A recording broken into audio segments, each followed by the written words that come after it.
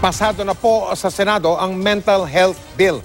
Layon ng panukalang batas na yan na magbigay ng abot-kayang serbisyong medikal para doon sa mga dumaranas ng depresyon o matinding pagkalungkot, pati na po ibang mga sakit sa pag-iisip. Nakatutok si Jamsi Sante. Miss Philippines. Sa kabila ng kanyang mga nakamit sa buhay, aminado si Miss International 2016 Kylie Verzosa na minsan siyang nakaranas ng depresyon.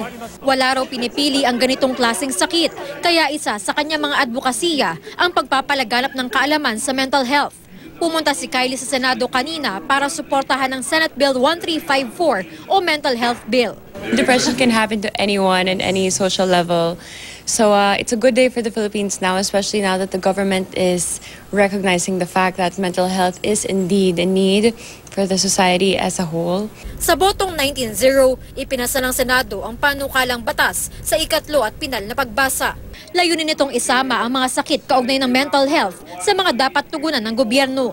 Ang mga pangunahing provision dito ay yung mandato sa Department of Health na mag-provide ng psychiatric, neurologic at psychosocial services sa lahat ng kanilang mga regional, provincial at saka tertiary level hospitals. Ang principal author ng panukala ay si Senador Tito Soto.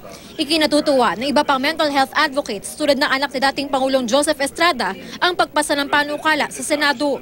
Kung ako mismo nahirapan na, paano pa kaya yung ibang mga tao? And with what's going on in our country with the drugs epidemic, addiction is a mental health problem. Ang aktres na si Antoinette Tos, matindi raw ang pinagdaanan ng yumao ang kanyang ina. Mahalaga raw na mabigyan ng tulong ang mga dumadaan sa mga ganitong sitwasyon.